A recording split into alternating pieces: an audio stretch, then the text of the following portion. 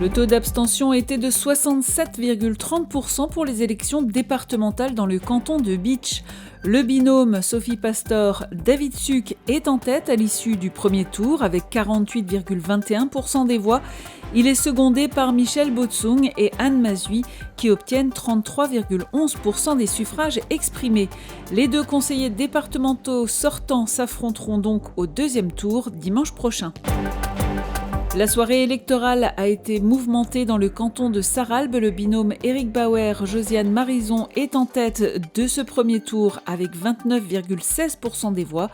Il sera finalement opposé à Sonia Cristinelli-Frébeuf et Romuald Yayaoui pour le deuxième tour. Le binôme est passé devant celui de Laurence Borziac et Pierre-Jean Didiot en dernière minute ce dimanche soir. 3 binômes étaient en lice dans le canton de Sarreguemines. Les conseillers départementaux sortants Jean-Claude Cunat et Evelyne Firsion finissent en tête du premier tour avec 50,36% des voix.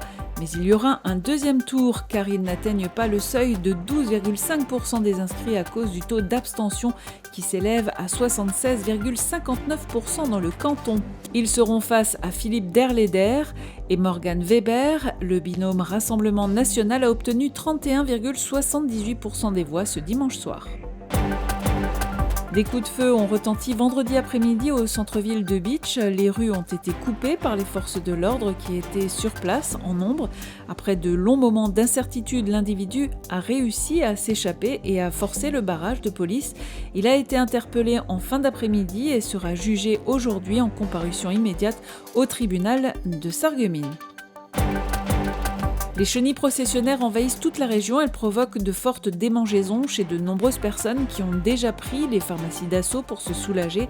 Les communes réagissent et la ville de Sarreguemines a fermé la forêt du Bourrols depuis samedi matin. La 8e Cup internationale de gym s'est déroulée ce week-end au gymnase Émilie Le Pennec à Sarreguemines. Une soixantaine de gymnastes venus de toute la France y ont participé. Cette année, malheureusement, seule une délégation étrangère venant de Sarrebruck a pu faire le déplacement.